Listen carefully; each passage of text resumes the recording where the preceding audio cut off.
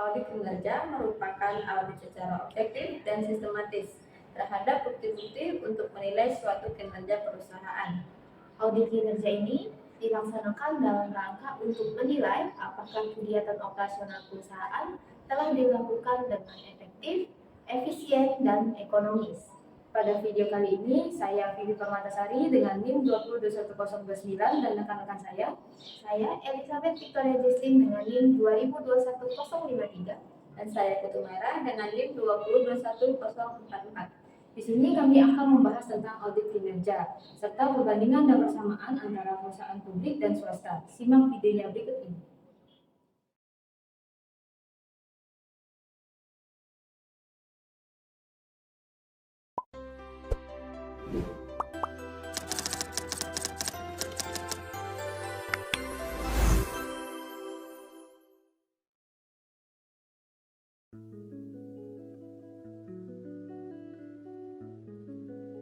Proses audit kinerja sektor publik. Tujuan audit kinerja publik. Audit kinerja bertujuan untuk membantu manajemen dalam mengaudit dan mendorong pencapaian tujuan secara efektif, efisien, dan ekonomis. 3I ini saling berhubungan. Penyelenggaraan audit kinerja sektor publik atau instansi pemerintah dilakukan dengan maksud dan tujuan agar informasi sesuai dengan kebutuhan bagi pihak yang membutuhkan, dan informasi yang dibutuhkan secara objektif biasanya dilakukan oleh pemerintah internal. Pemerintah ini dalam istiqwarat sebagai pengawas internal pemerintah.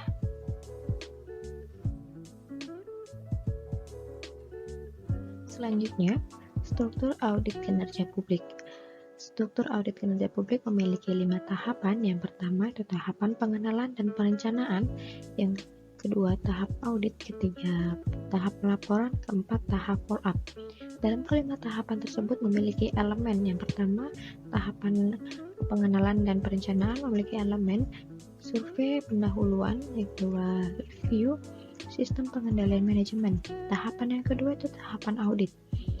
Review hasil program, yang kedua review ekonomi, yang ketiga review kebutuhan. Yang ketiga tahap pelaporan. Elemennya persiapan laporan, review dan revisi, pengiriman dan penyajian laporan. Terakhir, tahap follow up. Elemennya desain follow up, investigasi, dan pelaporan.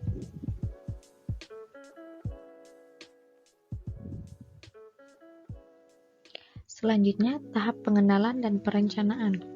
Yang pertama itu ada survei pendahuluan.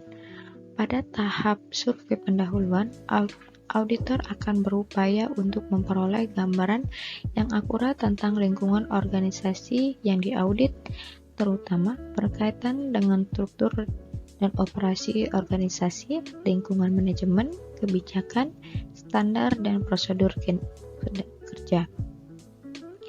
Yang kedua, itu ada review sistem pengendalian, atau pada audit kinerja, auditer harus menelah sistem pengendalian manajemen atau sistem pengendalian administratif dengan tujuan untuk menemukan kelemahan pengendalian yang signifikan agar menjadi perhatian manajemen dan untuk menentukan luas, sifat, dan waktu pengerjaan pemeriksaan berikutnya.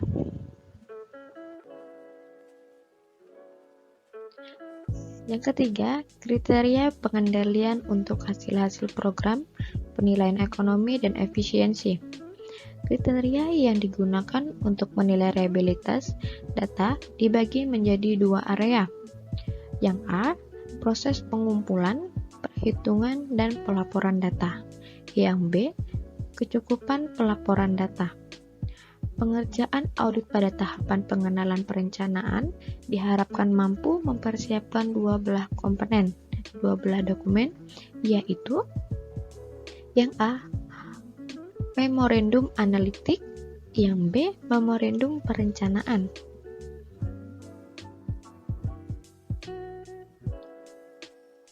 Tahapan audit kinerja publik.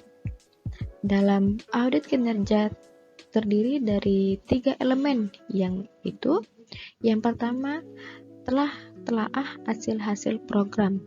Yang kedua, telaah ekonomi dan efisiensi. Yang ketiga, telaah kepatuhan. Selanjutnya, komponen audit kinerja publik terdiri dari yang pertama itu ada identifikasi lingkungan manajemen, yang kedua perencanaan dan tujuan, yang ketiga struktur organisasi, yang keempat kebijakan dan praktik, yang kelima sistem dan prosedur, 6 pengendalian dan metode pengendalian, 7 SDM dan lingkungan fisik, 8 praktik pengelolaan staf, 9 analisis fiskal, yang ke-10 area khusus investigasi.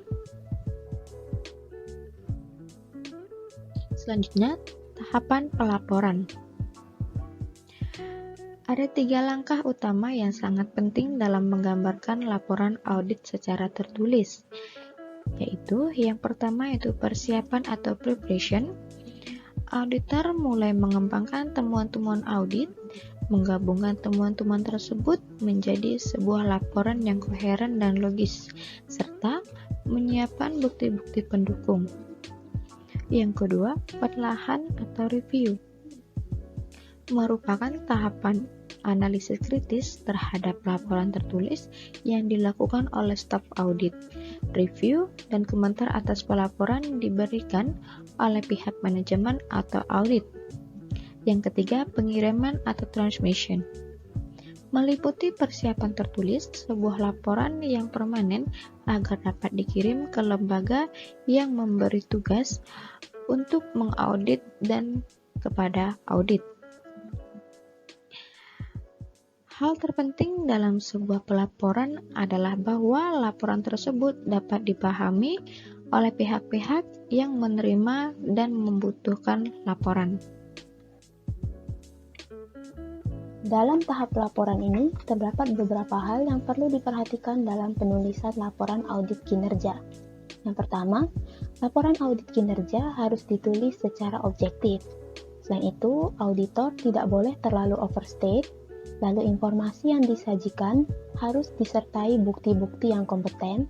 Yang keempat, auditor hendaknya menulis laporan yang konstruktif atau membangun dalam memberikan pengakuan terhadap kinerja perusahaan, baik itu kinerjanya baik maupun buruk. Yang kelima, auditor juga hendaknya mengakomodasi usaha-usaha yang dilakukan oleh manajemen untuk memperbaiki kinerjanya. Nah, selain berpedoman pada hal-hal sebelumnya, ada beberapa keahlian yang perlu dimiliki dan dikembangkan oleh auditor agar mampu menghasilkan laporan yang efektif. Di antaranya itu keahlian teknis atau technical skill, yang kedua yaitu keahlian manajerial atau managerial skill, dan yang ketiga itu keahlian interpersonal atau interpersonal skill.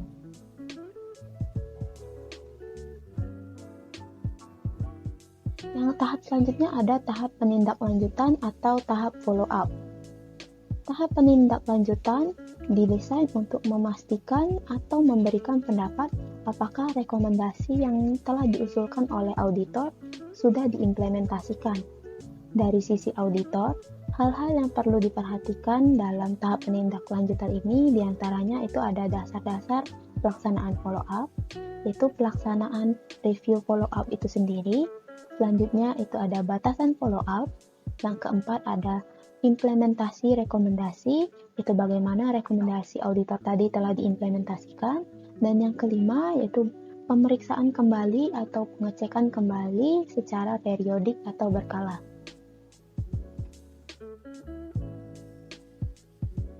Maka kesimpulannya, masalah mendasar dalam audit kinerja adalah belum adanya indikator kinerja atau kriteria audit yang pasti bagi setiap organisasi atau perusahaan. Hal ini dapat dikatakan wajar mengingat output dari suatu program kinerja atau program perusahaan belum tentu dapat diukur dengan pasti. Kesulitan pengukuran kinerja juga dimungkinkan bila suatu program dalam pelaksanaannya memakan waktu lebih dari 1 tahun atau lebih dari 1 periode. untuk tujuan audit kinerja tahun tertentu, ada kemungkinan bahwa perusahaan atau organisasi kesulitan untuk menentukan ukuran keberhasilan ataupun kegagalan program tersebut. Selanjutnya kita beralih pada proses audit kinerja di sektor swasta. Audit kinerja sektor swasta atau yang disebut juga audit manajemen atau juga terkadang disebut sebagai operational audit, fungsional audit atau sistem audit merupakan suatu pemeriksaan terhadap kegiatan operasi suatu perusahaan yang telah ditentukan kebijakan akuntansi dan kebijakan operasionalnya oleh manajemen untuk mengetahui apakah kegiatan operasi tersebut telah dilakukan secara efektif, efisien, dan ekonomis. Manajemen atau operasional audit atau audit kinerja ini secara garis besar bertujuan mengevaluasi efisiensi, efektivitas, dan keekonomisan atau 3E dari kegiatan operasi perusahaan. Fungsi-fungsi dalam perusahaan pengguna resource juga dilihat dalam audit kinerja ini.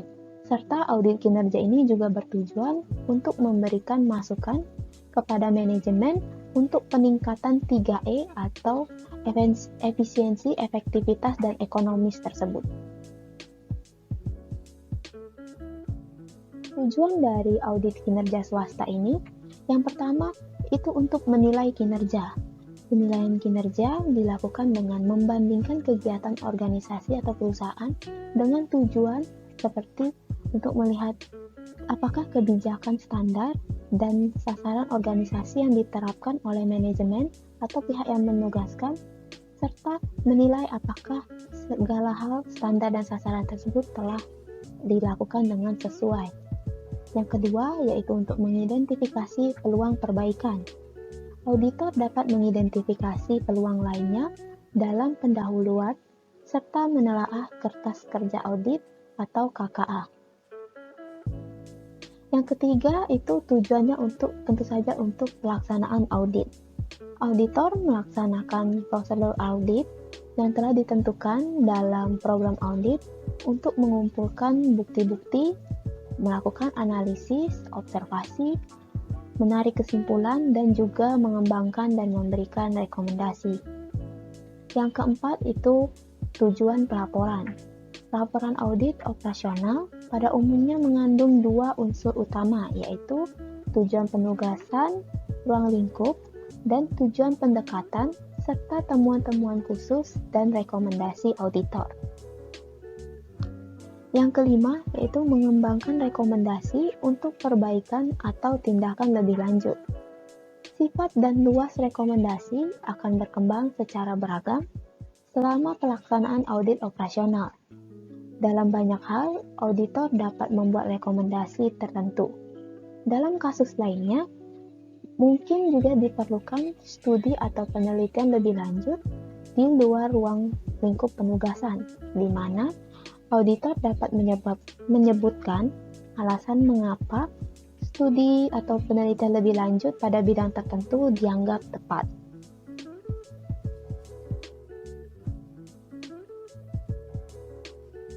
Yang selanjutnya mengenai ekonomis, efisien, dan efektivitas.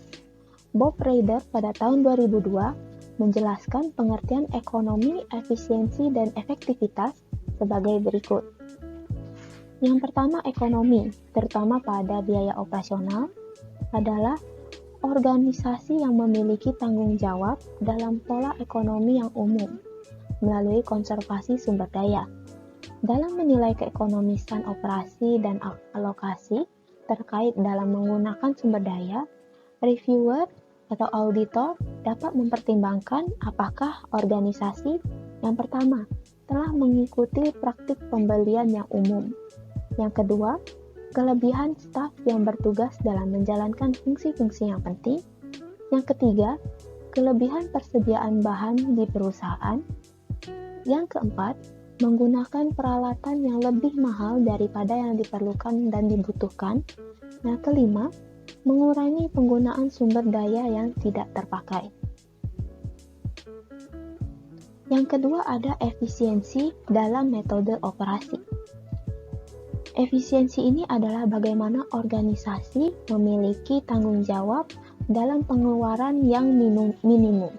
Contoh inefisiensi operasional meliputi yang pertama adanya ketidakcocokan prosedur manual dan komputerisasi, lalu adanya ketidakefisienan alur kertas kerja, lalu ada ketidakefisienan sistem dan prosedur operasi. Yang keempat, adanya hierarki organisasional dan atau pola komunikasi. Yang kelima itu adanya duplikasi kegiatan, dan yang terakhir adanya tahapan kerja yang kurang penting atau tidak penting.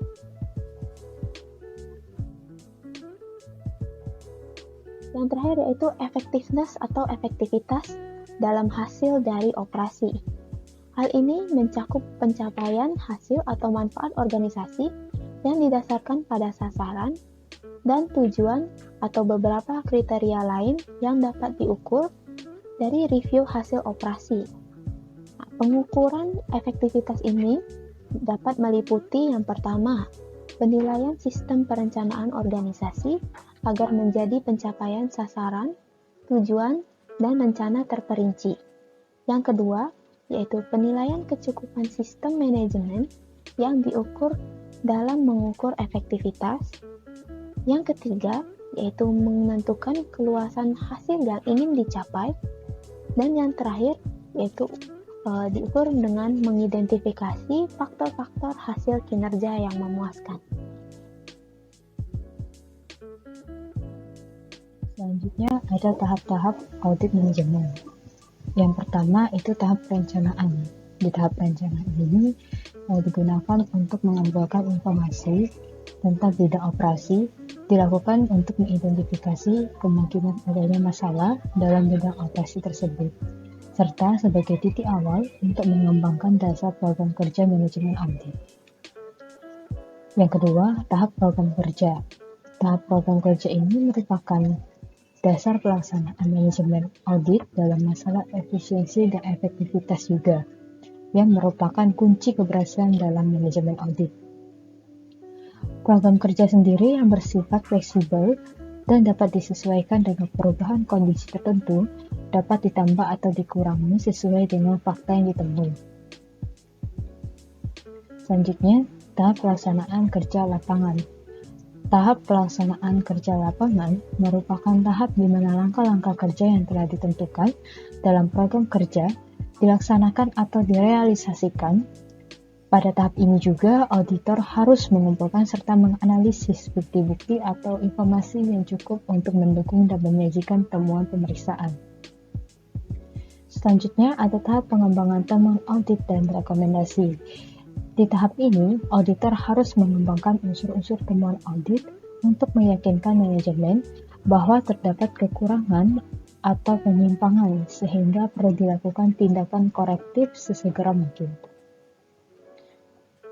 Dan selanjutnya, tahap pelaporan, di mana pada tahap pelaporan ini merupakan tahap akhir dari kegiatan pemeriksaan. Laporan tersebut bertujuan untuk memberikan informasi yang bermanfaat dan tepat waktu atas kekurangan yang berpengaruh terhadap kegiatan operasi perusahaan dan merekomendasikan perbaikannya. Selain itu, laporan pemeriksaan berguna untuk mengomunikasikan hasil dari pemeriksaan kepada pemimpin. Selanjutnya ada kualitas audit kinerja swasta. Kualitas audit adalah probabilitas seorang auditor yang dapat menemukan dan melaporkan suatu penyelewengan yang terjadi dalam sistem akuntansi klien. Berdasarkan standar profesional akuntan publik atau SPAP, audit yang dilaksanakan auditor tersebut dapat berkualitas jika memenuhi ketentuan atau standar auditing. Sedangkan probabilitas auditor tersebut melaporkan penyelewengan tersebut tergantung pada independensi auditor. Standar auditing mencakup mutu profesional, audit independen, pertimbangan, dan yang digunakan dalam pelaksanaan audit dan penyusunan laporan audit. Yang pertama itu ada standar umum. di mana auditor harus memiliki keahlian dan pelatihan teknis yang memadai, independensi dalam sikap dan mental, serta kemahiran profesional dengan cermat dan seksama. Yang kedua, standar pelaksanaan pekerjaan lapangan, di mana pada standar ini perencanaan dan supervisi audit, pemahaman yang memadai atas struktur pengendalian internet, dan bukti audit yang cukup dan kompeten. Yang terakhir ada standar pelaporan, di mana penyataan apakah laporan keuangan sesuai dengan prinsip akuntansi yang berlaku umum, pernyataan mengenai ketidakkonsistensian penerapan prinsip akuntansi yang berlaku umum, pengungkapan informatif mengenai laporan keuangan, dan pernyataan pendapatan atas laporan keuangan secara keseluruhan. Selanjutnya, pelaksanaan audit manajemen. Pada pelaksanaan audit manajemen ini, manajemen audit dapat dilakukan oleh akuntan publik atau auditor eksternal, konsultan manajemen, atau pemeriksaan internal, atau yang kita sering sebut adalah auditor internal. Namun, hasil manajemen audit akan lebih baik apabila dilakukan oleh auditor internal. Hal ini terjadi karena di samping latar belakang pendidikannya yang berbeda-beda atau multidisiplin, mereka biasanya lebih memahami kondisi perusahaan dan lebih mudah dalam memperoleh data yang diperlukan, sehingga dapat lebih peka dalam menentukan hal-hal apa saja yang dapat mengurangi tingkat ekonomis, efisiensi, dan efektivitas dalam pengelolaan perusahaan tersebut. Persamaan audit kinerja sektor publik dan audit sektor swasta. Menurut Arifa tahun 2012, persamaan audit sektor publik dan sektor swasta terlihat dalam beberapa hal berikut. Yang pertama, merupakan bagian integral dari sistem ekonomi suatu negara. Yang kedua, mempunyai masalah kelangkaan sumber daya. Yang ketiga, memperhatikan aspek efektivitas, efisiensi, dan ekonomi. Yang keempat, terkait dengan peraturan perundang-undangan dan ketentuan lain yang disyaratkan atau standar akuntansi dan standar audit. Yang kelima, menghasilkan produk yang sama atau informasi keuangan. Yang terakhir, membutuhkan informasi yang relevan dan andal untuk melaksanakan fungsi manajemen.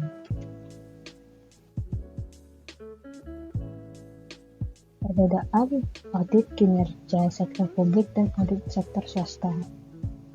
Berdasarkan hasil penelitian Brown dan Raghunandan tahun 1995 menyebutkan bahwasanya kualitas audit pada sektor publik didasarkan pada Quality Control Review yang dilakukan oleh Regional Inspektor General atau lebih rendah dibandingkan dengan kualitas audit pada sektor swasta.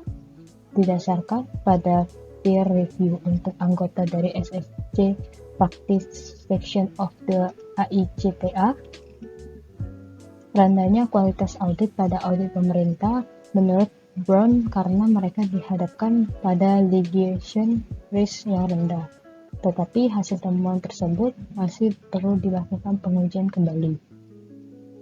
Karena kemungkinan perbandingan tersebut tidak akan menghasilkan kesimpulan yang sama jika dilakukan pada lingkungan yang berbeda atau misalnya lingkungan negara, daerah yang berbeda. Perbedaan tersebut kemungkinan dikarenakan yang pertama ada tipe perusahaan audit yang diaudit yang berbeda.